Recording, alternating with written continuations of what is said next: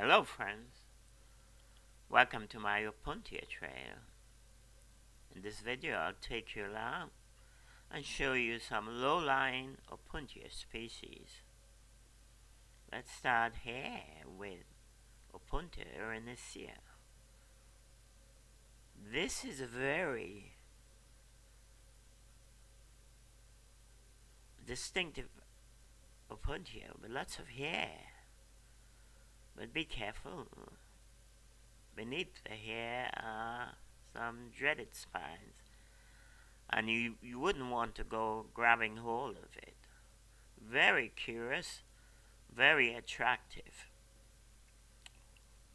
You're looking at Engelmanni, a very popular species around Arizona. In fact, it's probably, for me, in my travels, the Opuntia species I see all the time with its distinctive colors when it blooms: yellow, orange, or red. These are Macrocenta. Again, low-lying, sometimes very variable, but the flowers are always the same, generally yellow with red centers, so you can always recognize this Opuntia species very easily. Very spiny, and like most Opuntias, you have to be careful. But I love the flowers. I love the way the flowers open up in yellow, and then you look at the center and you have those beautiful red bits. This looks like a variation of vulgaris.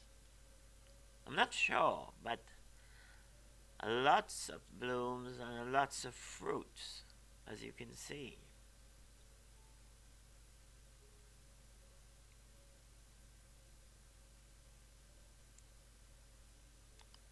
These plants generally come from gardens, some also from habitats, which I will show you later. You're looking at basilaris growing strangely underneath a tree. Opuntia basilaris is very distinctive, and you can always see the characteristics. In this case, they're reasonable middle size. Sometimes you come across very small size plants. This plant species I do not know. On the surface I may say Engelmanni, but the flowers are all wrong. Light cream flowers, I'm not sure, but very attractive. And like most of Opuntia, word growing. You see, it attracts the bees and other kinds of insects.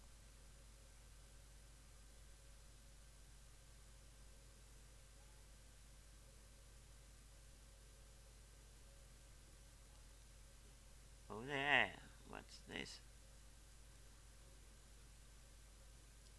Oh, I see the presence of Echinocereus, which was not supposed to be in my little Opuntia Trail, but we shall enjoy it for what it is. Lovely purple flowers. Echinocereus, obviously not an Opuntia. And basilaris again, this time in bloom. Very electric, kind of purple-red flowers, and very beautiful. I always think basilaris is a very distinctive Opuntia. its form is that it doesn't grow too tall. It tends to almost grow sideways, and in that way it doesn't present you with a real problem. I included this because it's a stress plant and it looks somewhat like macrocenta, very dried out, which is what happened to most of these plants when they're in the wild or habitat, where the summer leaves them without water for such a long time that they can hardly keep themselves alive. This one, I don't know. It looks somewhat like microdaisy.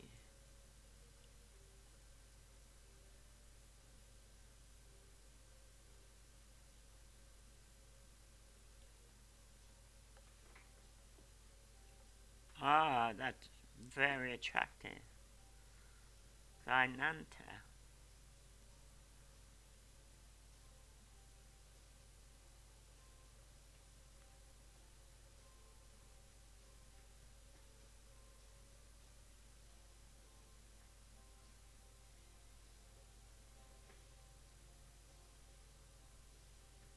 Yes, very distinctive.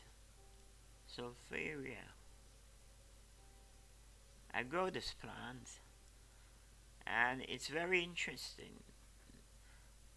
Sometimes it has a tendency to topple over if you don't make sure the pot is large enough. Yes, I do grow mine in pot.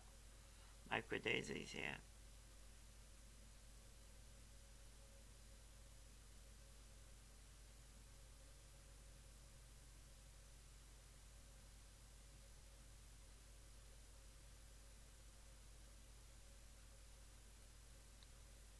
Easy to grow, very easy to grow from pots. And if you want to go the seed route, it's possible, but it takes a long time. Santa Rita. You can tell from the coloring, which means that in hot sun or even cold weather, it gets quite stressed, and sometimes you notice the remarkable change in color. In Gomani again, you can tell by the form and the color of the blooms.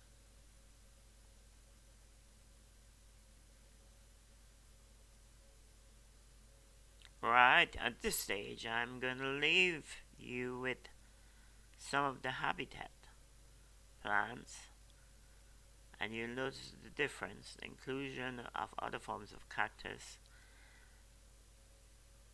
and the original way they grow. So please enjoy the rest of the video as you look at some of the habitat species. Thank you.